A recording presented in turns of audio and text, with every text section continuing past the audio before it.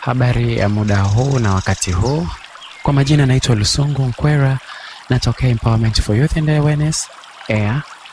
Wakati wote tumekuwa tukizungumza masuala ya afya ya akili na tumekuwa tuna mwendelezo wa mazungumzo hayo, na tumesema kwamba afya ya akili ni mtaji wako.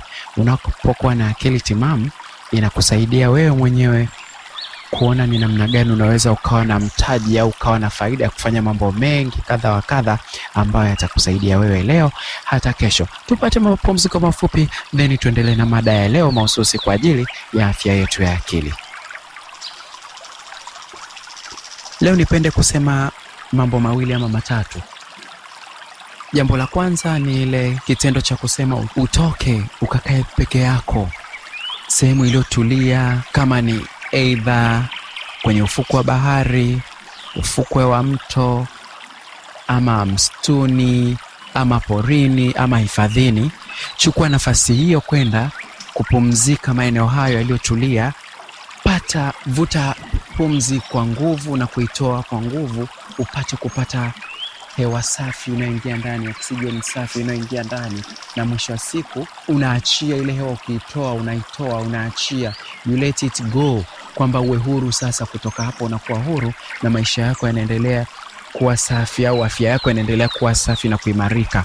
Chukua muda wako kutembea kwenye mapori kadhaa ama mbuga kadhaa. Tembea kule msituni, tembea mwenyewe, zungumza na ule uoto wa asili, sema nao.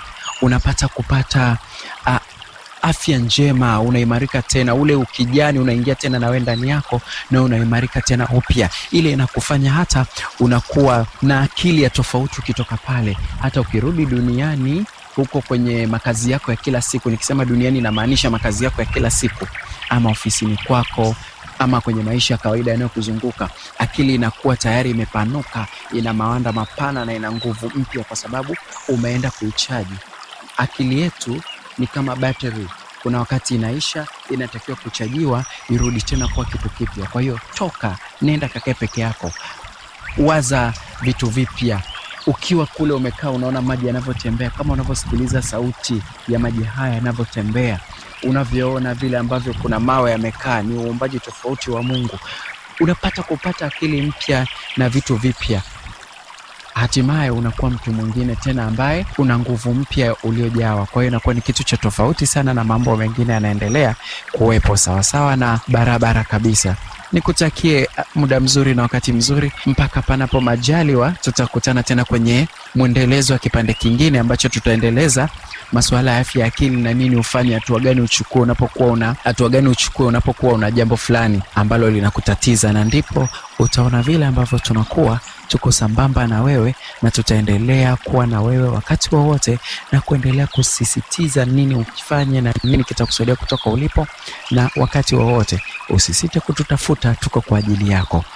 Kwa jambo lolote lile ambalo unajua linakutatiza, sisi tuko kwa ajili ya kukutatulia, lakini iwe ni changamoto tu ya masuala ya afya yako ya akili yako. Asante sana.